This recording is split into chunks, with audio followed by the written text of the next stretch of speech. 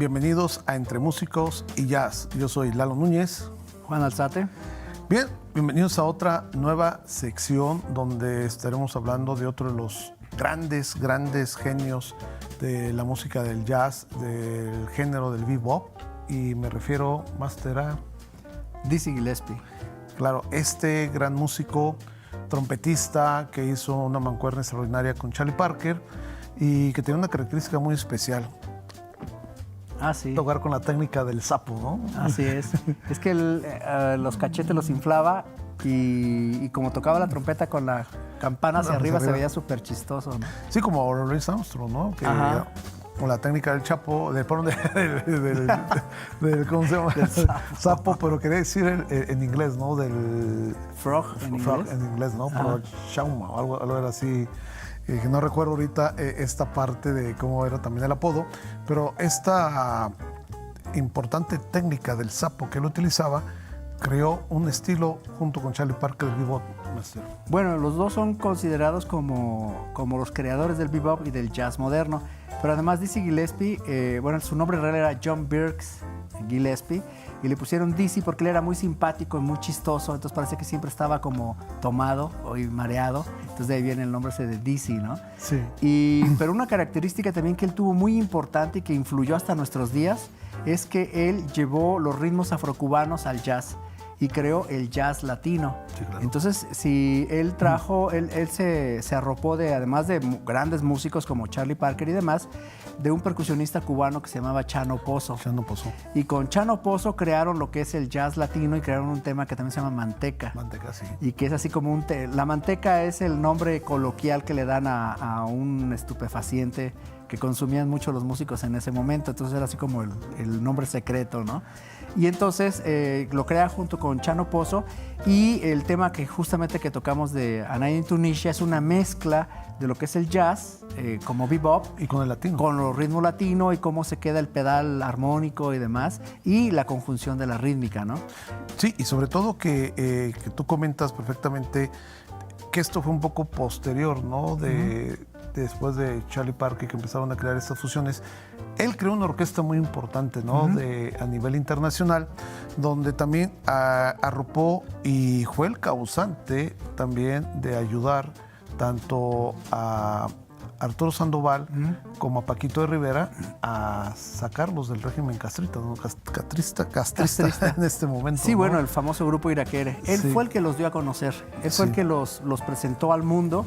Y fue cuando el boom de la música cubana también salió al mundo, no nada más en la cuestión de la rumba, la salsa y todo lo que conocemos el son cubano, sino que presentó a las nuevas generaciones de jazz o de músicos contemporáneos que había en Cuba en los años 70. Originalmente Iraquere fue la Orquesta Cubana de Música Moderna, y después se convirtieron en Iraquere bajo la dirección de Chucho Valdés, y pues hasta el momento Iraquere es uno de los fenómenos más importantes, y eso fue gracias a Dizzy Gillespie. Sí, que él tuvo esa visión de invitar a tocar a su orquesta tanto a Arturo Sandoval, tanto a Paquito de Rivera, que en diferentes momentos pudieron ellos desertar del país, pero que realmente fue un impulsor muy importante de los grandes talentos, como bien lo mencionas, y Iraquere, esta gran agrupación que disfrazó la música cubana para convertirla en jazz. Bueno, el jazz la disfrazó con la música a su estilo de ellos. Hay una entrevista que le hacen a Paquito de Rivera en Downbeat hace ya muchos años, donde a él le preguntan que cómo fue que se creó esto. Entonces, que cuando ellos empezaron a tocar jazz, las autoridades cubanas en su momento le preguntaron, ¿por qué están tocando jazz, no? Música del enemigo. Ajá, y entonces Paquito, bueno, y Chucho y demás les contestan, no, esto no es jazz, es música socialista contemporánea, ¿no? Y entonces fue que les permitieron hacer esto. Pero después de que salieron Paquito, Arturo, también hubo un baterista muy importante que se llamó Ignacio Berroa, y con ellos crearon una orquesta que se llamaba Naciones Unidas. Sí. Muy buena, yo la vi en Caracas en vivo, cuando yo vivía en Venezuela, pero ya para ese momento ya había fallecido Dizzy Gillespie, entonces terminaron la gira que había dejado inconclusa Dizzy Gillespie, y sustituyó a Dizzy un gran trompetista brasileño que recién falleció, que se llamaba Claudio Roditi.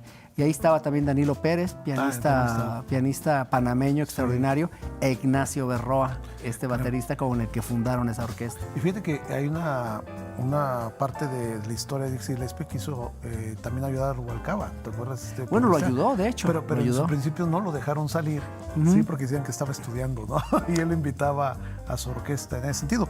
Pero tuvo una gran importancia este extraordinario músico, creador, como ya dijimos, junto con Charlie Parker, del bebop, pero también de grandes temas que revolucionaron el jazz y que hasta sus últimos días siguió siendo una institución dentro del jazz, ¿no? A nivel mundial. No, claro, Dizzy Gillespie siempre fue una gran referencia. Además, en los años 60, él se postuló medio en broma y medio en serio a ser presidente de Estados Unidos. Incluso hubo toda una campaña y él proponía que Miles Davis fuera ministro de algo, tal, así. Muy interesante el rollo. Claro, estaban en el momento político también de la reivindicación de los derechos civiles, ¿no? Pero Dizzy Gillespie siempre fue una referencia importantísima. Bien, vamos a escuchar algo de él y a ver qué les parece.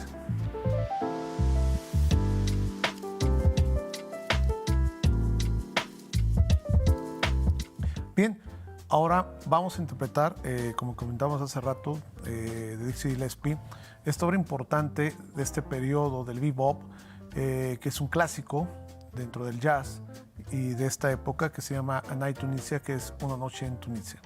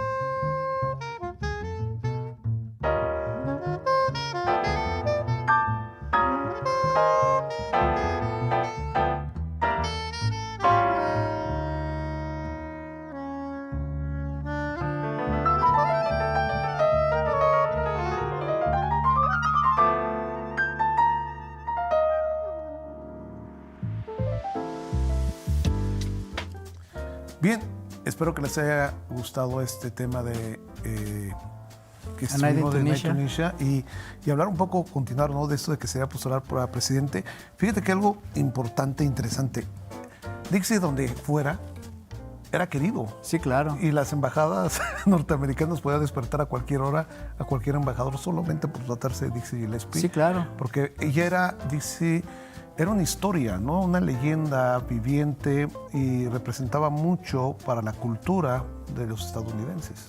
Bueno, Dizzy Gillespie participó en un programa que hubo desde los años 50, después de la Segunda Guerra Mundial, que empezó el rollo de la Guerra Fría, y Estados Unidos empezó a hacer un programa de mandar jazzistas a países con los cuales, entre comillas, tenían conflictos. Por ejemplo, mandaron a Dizzy Gillespie a la Unión Soviética, sí. Enviaron a Benny Goodman también a la Unión Soviética, Louis Armstrong, todos ellos eran como embajadores de buena voluntad. Y a lo mejor mucha gente no supo que cuando aquí en México hubo las Olimpiadas del 68, en Bellas Artes, México fue uno de los primeros países que involucró cuestiones culturales en las Olimpiadas, y entonces cada país representó algo de su cultura, y Estados Unidos trajo a Bellas Artes el Festival de Jazz de Newport. Sí. Entonces aquí estuvieron Thelonious Monk, estuvieron Dave Brubeck, estuvieron un montón de grandes jazzistas, y Dizzy Gillespie no creo que haya venido, pero vinieron grandes músicos de esa época, y entonces crearon todo un fenómeno bien interesante alrededor del mundo, y Dizzy Gillespie siempre fue una figura predominante en estos movimientos. No fue presidente, pero fue un embajador. Sí, claro. Un embajador cultural muy importante, porque Dixie, obviamente, donde se parara, era un estandarte importante, y que realmente, gracias a toda esta generación, el jazz empezó a expandirse de una manera, inclusive en los países rojos en ese momento. Bueno, sí. Y que realmente ellos fueron lo que realmente abrieron el espacio, como siempre hemos mencionado, que la cultura siempre abre fronteras, ¿no? Definitivamente. Y además, otro detalle, el Dizzy Gillespie como trompetista era un virtuoso, un extraordinario trompetista, al grado tal que hasta la fecha no hay trompetista de jazz que no tenga como referencia a Dizzy Gillespie. Y con el maestro arpero, un gran maestro muy querido por nosotros, siempre nos referíamos muchísimo al sonido y a la técnica de Dizzy Gillespie, que era fuera de serie, independientemente de él en su personalidad. Él como músico era un músico súper sólido, y además era un músico que no escondía su conocimiento. Todo el mundo que le preguntaba cómo es el bebop, por qué suena de esa manera, él inmediatamente le enseñaba a la gente cómo es que él lo hacía. Y eso también era algo muy valioso. Sí, porque no todos quieren contar los secretos. Y realmente se trata de que lo que tú haces, y qué orgullo que la gente quiera saber el cómo se puede interpretar, cómo se hizo para que tú puedas ser parte de lo que tú creaste, ¿no? Eso es importante. Así es. Además, él fue un revolucionario también, no nada más por el bebop y todo esto, que ya es muchísimo, ¿no? Sí. Y que además, por ejemplo, Miles Davis, que era un personaje muy severo a juzgar a otros músicos, para él siempre Dizzy Gillespie fue el mejor trompetista del mundo, ¿no? Y acuérdate además también que, por ejemplo, el tema que tocamos, Birks Works, sí, es uno de los temas en los cuales él impuso el blues menor. El blues siempre se refiere al tradicional, sí, en dominante o en mayor, como lo hizo Charlie Parker, pero Dizzy Gillespie lo hizo en menor, que fue este tema. Entonces da otras características, te da otras oportunidades de abrir el espectro armónico, a improvisar, a superimponer escalas y a hacer sustituciones bien interesantes. Sí, y que amplía la sonoridad y amplía los sonidos, como bien tú lo hiciste, ¿no? El antiguo blues tenía una característica muy importante, y que a la postre, que después hablaremos de ese tema, cómo se convierte en rhythm and blues, rock and roll, y en todas las fusiones que conocimos después en los años 70, 80, 60. Pero para ir terminando y ir cerrando de este gran músico, tú bien lo comentaste, ¿no? Así como Charlie Parker, hay un después de él, que es una escuela, y hay un antes de Charlie Parker. Yo considero que de Dixie, aparte de tener al gran Louis Armstrong, yo creo que Dixie abre las fronteras para las nuevas futuras generaciones de trompetas. Definitivamente, es Louis Armstrong, Dizzy Gillespie, son las grandes escuelas. Y de ahí todo lo demás, Miles Davis, Wynton Marsalis, sí, todos. Baker. Claro. Sí, Chet Baker, sí, Fats Navarro, en fin, una gran cantidad de trompetistas importantísimos y que provienen de esta juntura del bebop y con la tradición de Louis Armstrong. El mismo Arturo Sandoval, ¿no? No, es Arturo Sandoval y John Faddis son los grandes imitadores de Dizzy. Sí, él Definitivo. decía que Dizzy Gillespie era lo más grande y se puede Y decir había un que- joven trompetista que no floreció mucho, pero lo poco que dejó fue importantísimo, Clifford Brown. Clifford Brown fue como un paso entre Dizzy, Miles y la trompeta moderna, ¿no? Sí. De hecho, muchos de los licks que se tocan en el jazz actualmente vienen de Clifford Brown, pero enraizados en la tradición de Dizzy Gillespie. Para todos aquellos que quieran ser trompetistas, acuérdense de Louis Armstrong y después serán Dizzy Gillespie, que es el creador de una nueva escuela y una nueva forma de interpretar.